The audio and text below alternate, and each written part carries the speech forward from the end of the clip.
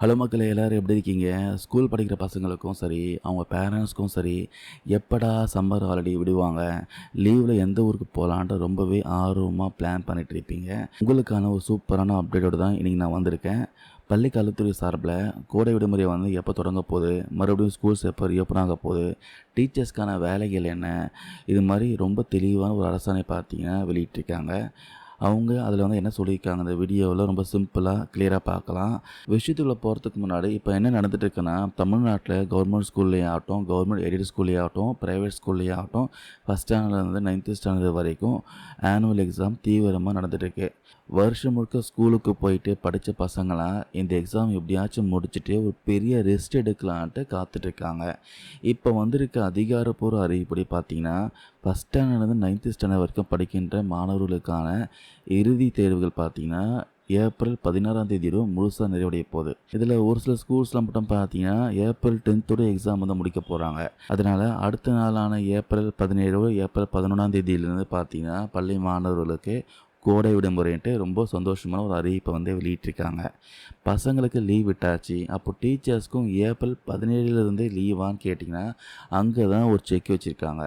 மாணவர்களுக்கு மட்டும்தான் விடுமுறையாக ஏப்ரல் 25 வரைக்கும் எல்லா டீச்சர்ஸும், குறிப்பாக எல்கேஜி யூகேஜி வகுப்பு எடுக்கிற டீச்சர்ஸ் உட்பட அனைவரும் கட்டாயம் ஸ்கூலுக்கு வரணுன்ட்டு உத்தரவு போட்டிருக்காங்க. சரி, பசங்க இல்லாத ஸ்கூலில் டீச்சர்ஸ்க்கு ஏப்ரல் 25 வரைக்கும் என்ன பண்ணுவாங்கன்னு கேட்கலாம். அவங்களுக்கான சில முக்கியமான டாஸ்க் பார்த்திங்கன்னா பள்ளி கல்வித்துறை கொடுத்துருக்காங்க.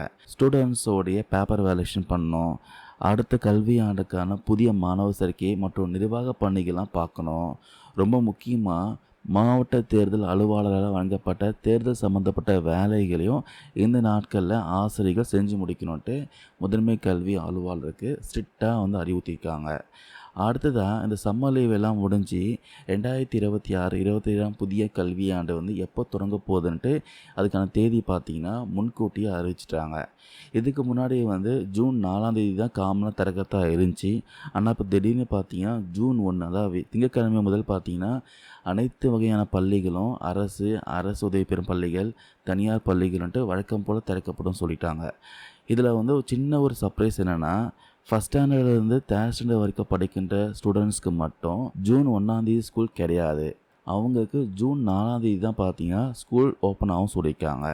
ஏன் இந்த வித்தியாசம்னு கேட்டிங்கன்னா, வரப்போகிற கல்வியாண்டில் 1 முதல் 3ஆம் வகுப்பு மாணவர்களுக்கு புதிய பாடத்திட்டங்கள், நியூ டெக்ஸ்ட் புக் பார்த்தீங்கன்னா அறிமுகப்படுத்த போகிறாங்க. அதை எப்படி மாணவர்களுக்கு சொல்லி கொடுக்கணுன்ட்டு அந்த வகுப்புகளை எடுக்கும் டீச்சர்ஸ்க்கு பார்த்தீங்கன்னா ஜூன் 1 ஜூன் 3 வரைக்கும் மாவட்ட அளவில் ஒரு ஸ்பெஷல் ட்ரைனிங் கொடுக்க போகிறாங்களாம்.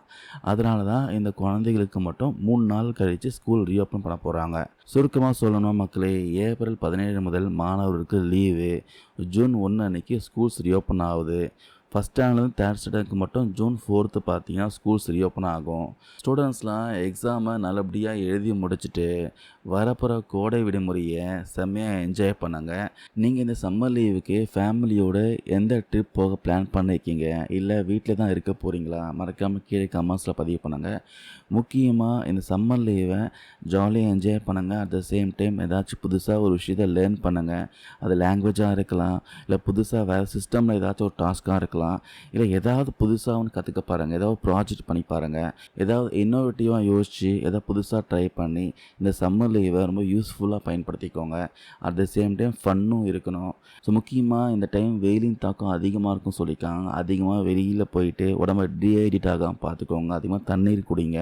காலையில் 11 மணிலிருந்து 3 மணி வரைக்கும் தயவு செஞ்சு வெயிலில் போய் விளையாடாதீங்க. அந்த டைமில் மட்டும் இன்டோரில் ஏதாச்சும் பண்ணுங்கள். அவுட்டோரில் ஈவினிங் மேலேயோ இல்லை இயர்லி மார்னிங்கோ போயிட்டு ஜாலியாக என்ஜாய் பண்ணிட்டு வாங்க.